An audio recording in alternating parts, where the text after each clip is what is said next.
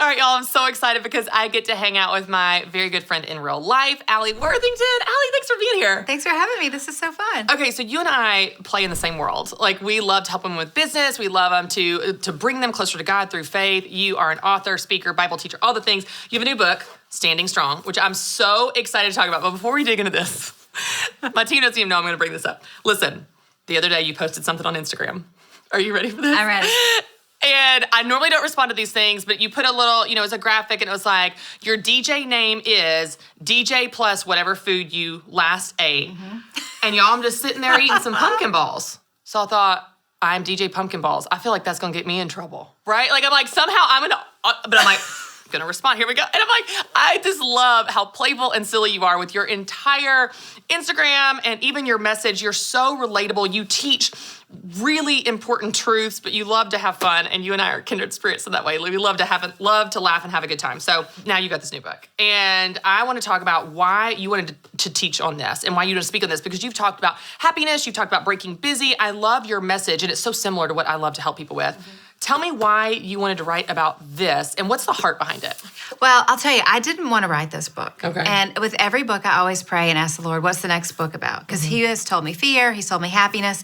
And for this one, it was completely different. He brought up a part of a prayer my mom used to pray over me when I was little. Okay. My mom used to pray that I would be a great woman of God, strong in my faith, and fearless as I face the future. Okay.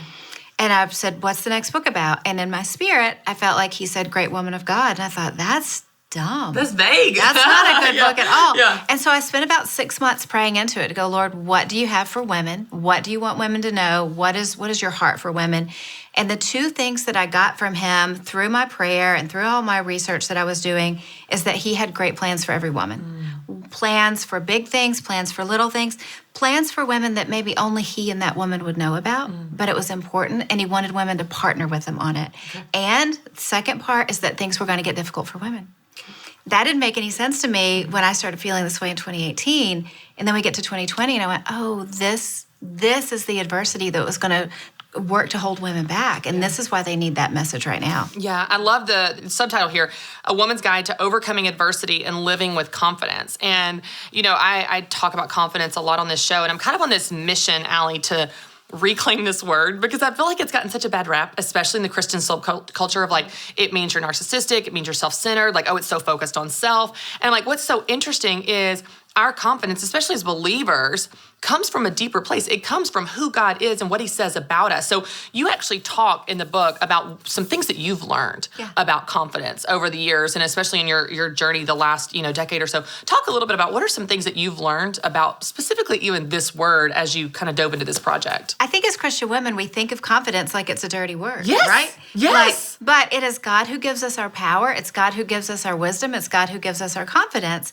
Now, if you had a heart attack, Lord forbid, and you went into the hospital and you're meeting with the heart surgeon, and he goes, I just don't feel real confident. I'm not sure I can do this. I don't it's my first know. day. I mean, maybe. No. Maybe I can do it. Right, I'm not yeah. sure. We would be like, can we have somebody else, please, next. Yeah. But we do that as mothers with our businesses. I don't know if I'm really the right woman to start this business or write this book or whatever it is God's put on our heart. Well, nobody's the right person, but we just take steps to do it.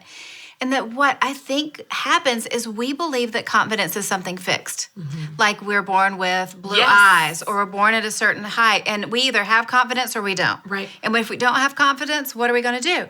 But confidence is something that's built. Mm-hmm. I think about when we were little girls, before we learned how to ride a bike, if someone said, are you a bike rider? We'd say no. Right. But we ride a trike. We ride a bike with training wheels, we wreck a few times, we have some skinned knees, and before we know it, we're bike riders. Right. Same thing with anything. I mean, before you started this business, if anyone said, Christy, are you a professional speaker? No, definitely not. And it's through taking action, right. Learning, and making little scared steps, like you always talk about. Do it scared, right. Do it afraid. Then all of a sudden we turn around and go, what do you know? I'm the type of woman that does this, and we have confidence. It's something that can be built. It's not something that's fixed that we either have or we don't have. Yeah, I love that reminder too, because there's an element of personal responsibility of like, oh, I can do something about this, but it's also empowering. Yeah. I can do something about this. Mm-hmm. Okay, give me some examples, and I love to have a practical take on things too, because I know people are going, confidence is one of those things I want, but I can't ever seem to get. It feels like this moving target. It's elusive. It's always evading us. What are some really practical things you've done or you've helped people do to build confidence, to actually take action, like you're saying, to build it in their life in a practical way? I think one thing to keep in mind is nobody feels confident all the time about everything. If you do, you're a narcissist, and that's dangerous. Like, nobody should feel confident about everything. Fear is normal. Yeah, fear is normal, and we build confidence in different segments of our lives. No one feels confident as a mom before we have kids, and then all of a sudden we go, okay, I've survived the first year. I'm feeling good as a mom. No person goes into starting their own business going, I know all the answers. Right. I'm going to be great. This is amazing. Created to build a business. No. So we don't want to think about confidence as something that's our whole life, that's global. We want to think about it in different segments. So because sometimes we'll feel confident as a wife, but we won't feel confident as a mom, or we'll feel confident as a mom, but not as a business owner. So when we think of it that way, and we go, it's okay that I don't feel confident in this area, I'm going to work on this next. Right. And we work on the areas where we want to build confidence, that's great. And just knowing that if anything is worth doing, it's worth doing badly at first. Yeah, that's so good. We're going to be bad. Yeah, you use that example of me speaking, but I remind people, I'm like, do you know where I started speaking? At Kentucky County Libraries on a Friday night, at high school reunions, at family reunions, at events that were seated for 500 that 2 people showed up. I love that message of be willing to be bad. Yeah.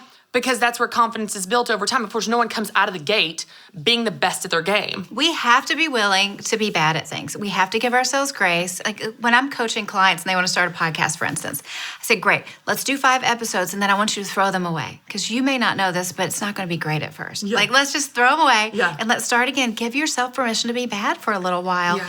If it's worth doing, go through that uncomfortable phase of not knowing how to do it, figuring things out, and kind of getting your reps in. And before you know it, you'll look around and go, what do you know? Yeah. I'm the kind of person that does this. Yeah. I love that message too, because I think when kind of going back to our identity in Christ, when you're confident in your identity in Christ, like we are all chosen, loved, created, we all have gifts, that kind of thing. When you're confident in that identity, then you realize your identity doesn't hang on whether you're good or bad at that podcast or good or bad at that thing. And you can put yourself out there and try and be bad and suck because you're like, that doesn't define me. That terrible podcast doesn't define me. I can put myself out there. I can fall flat on my face and try again in order to get better. But it's interesting how sometimes people just aren't willing to be bad. And so they never even get through that threshold to build real confidence because they're scared to suck. Yeah, exactly. In the startup world, we're really familiar with failing fast.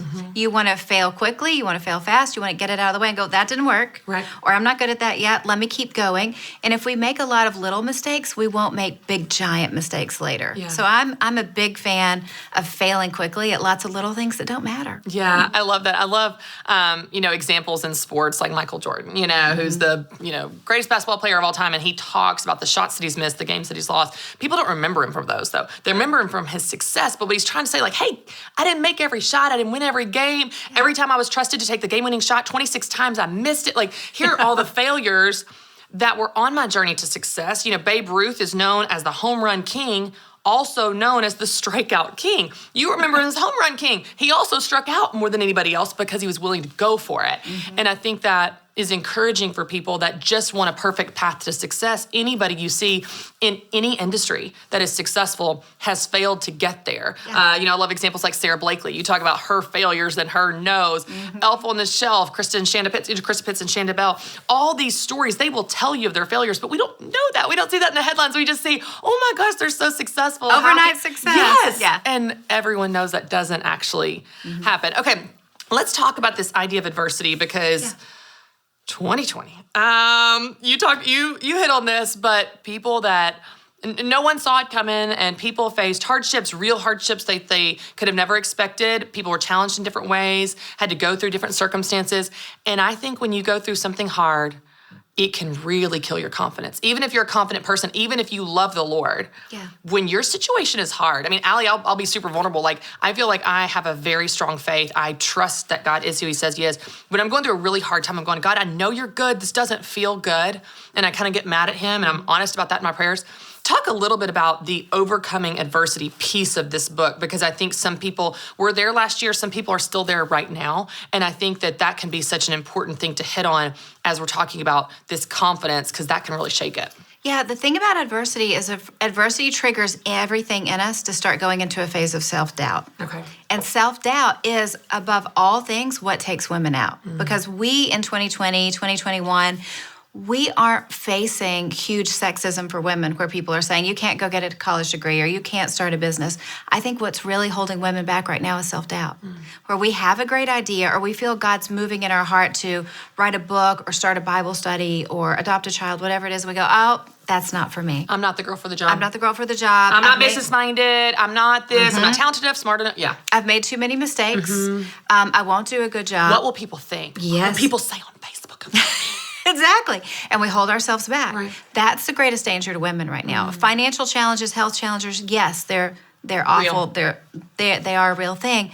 But we can overcome those. But what we can't overcome is us waking up every day and going, I had that idea, but maybe that was me being selfish. Maybe it wasn't the Lord giving me an idea. Right. And my thought with that is, if the Lord has given us an idea to do something and it actually helps someone else, let's just assume it's from the Lord. Right. If you think the Lord's given you an idea to move to Vegas and help people gamble millions of dollars, that may not be from the Lord. Sure, check your heart. Right? Check your heart there. I mean, Yeah. I'm just saying, like sometimes we work too hard to figure out, is this me or is this the Lord? Does it help other people? Right. When you pray about it, do you feel good about it? Well, move forward. Let's see what happens instead of holding ourselves back. I love that too, because I would say that thing you hit, everything you just said about self-doubt, I want to go back to that in a second too, because that is so true and so good. Something you just hit on though, I'm like, you're so right about this. This is such a nerve of like, is it me or is it the Lord? That keeps more women stuck. And friends that I have that have said that, is it me or is it the Lord? And I love what you said of like, is it good? Does it help people? And like, by the way, let's just go on this for a second. It doesn't have to be a ministry to be good and help people. Oh, yes. Your Etsy shop helps people. Do you know how many Christmas presents I bought from Etsy? Same, You helped same. me. You helped me shop for my family. So this idea, and the other thing I would add, and I want to hear your thoughts, is if it comes up again and again and again and again, it's probably from the Lord. He's up there going, it's from me. Would you pay attention, sister? I'm screaming. I got neon lights. Like, why do you think we just wrestle in is it me or is it the Lord, and we don't make any movement because we're so scared that it's not the right decision or it's our selfish desire? Can you help us here? It comes from a great place. It's kind of, but again, we'll go back to the heart surgeon example. Is he or she waking up every day going, do I want to be a heart surgeon for me or for the Lord? Well, just go help people. You're helping people. Your Etsy store, your business, the book you want to write, go help people with it. As long as it helps other people and it isn't hurting the world. Yes. And I think what women haven't been taught enough is that God cares about our work. Yes. That the first role that God gave man and woman is to work the earth and to be fruitful. Yes. And it's not just work in a ministry, it's not just work in a church, that he cares to partner with women to do great things in the world, whether it's making a bakery and you're baking new cakes that make people happy, or you're solving problems for people. He cares about every little thing because you're helping his people and you're building up the kingdom. Yeah, I talked with John Bevere recently on his new book, The X Factor, and he talks about this idea of like he talked to a doctor that had this 1 week a year that did mission work, like volunteer work, and this doctor had in his mind that was the 1 week a year that mattered in his work, and he kind of coached him through that of, if you think that the only time you're doing kingdom work is when you're doing church work, nonprofit work, volunteer work, then you're missing out on the other 51 weeks a year that God is actually using you. You don't realize how you are a vessel in the industry that you're in every day, day in. And I love that reminder. The Amazon driver who delivers medication, the people that work at CVS, the people who are accountants that make sure that people's businesses stay. That's a partnership with God to take care of his people. Yeah. And it all matters to him and it's all important. I tell women all the time, especially women with business boutique, because some of them think like, well, my business isn't nonprofit, so it doesn't matter, all those ridiculous things. Yeah. And I'm like, God is in your business because he's in you, and you are in your business. So God is in your business. Okay, I want to go back to something you said a second ago, because I think that this is the other hurdle, a piece of this hurdle, this self-doubt idea. What do you think it is about women? Why do you think it's particularly hard? I mean, because I have done research on this as well as I know you have, Alli. I have experienced it in my own life. And I know this is a generalization, so don't at me with all your gender things. Listen, but there is something about women where we do struggle with it differently. And research backs this up, all the way back to childhood, of like little boys and little girls, how they face failures differently. Boys attribute it to outside factors like, must have been a rock in the road is the reason I wrecked on my bike. Couldn't have been me. Little girls like, I'm a failure. I'll never ride a bike again. You know, it's like we internalize it. We are the failure. There's something about it, though, that seems to be uniquely specific to us of how we battle this. So if that's true, which we know that it is, you and I both have experienced it and researched it, what can we do about it? It doesn't mean we have to stay like this forever, right? Like, it's like we don't have to stay stuck by it. We can overcome that and grow beyond it, just like confidence. What do you think is key for us to moving past that, even though it is a real struggle for us? I think you're exactly right. It's a combination of nature and nurture for women. Like you said, if there's a job and a man or a woman is applying for it and there's 10 requirements to get the job, a man's going to have 2 and go, they're going to love me. I got this. This in is the amazing. bag, guys, in the bag. And a woman will be like, I can't apply yet because I only have 9 of the 10. Let me work on that. Right. There's just something in us. And I think super practically, you're going to laugh. I like to coach my clients to find their inner dude. And I go, in this situation, what would your average dude do? Yeah. He would just go for it. He would. That is fascinating to me, not because we need to be men or act like men or we are created to be men or that's the right way to be, but there is a powerful lesson in that of, wow, why are we feeling ashamed of something God has given us, done in us, done through us, where he has given us this gift to steward, and we're going, oh, I'm really embarrassed. I don't want to talk about that. So you got to find your inner dude sometimes to go, yeah. what would the average guy do? Right. And let's just act as if. Yeah. Because you'll never feel comfortable. You'll never feel confident until you just go for it. Yeah, I love that. I love how it's saying, fake it till you feel it. Fake Yep. confident till you feel confident. Over time, eventually, you actually do feel it. Yeah, you really do. You wake up one day and go, what do you know? I'm the kind of woman that does this. I'm okay with me. Yeah. I'm running my business. I'm doing the thing. I love it. Oh, Alli, this is so fun to talk about. I love this. And I know people hearing from you and seeing someone with your story and your success, it really does inspire them to realize, oh, if she can do it, maybe these are things that I can practice as well. It's not something specific to Alli or Christy. It's things that they can actually do, really practical things that they can do, like you said, to practice that confidence and grow it. It's not fixed. You can actually build it. Okay, I know people want to know where they can find out about you and get a copy of Standing Strong, so tell them where they can connect with you online, see all your Instagram memes, and get a copy of your book. Everywhere is Alli Worthington, so alliworthington.com, and the podcast is The Alli Worthington Show. It's perfect. Thanks so much, Alli. Thanks for being here. Thanks for having me.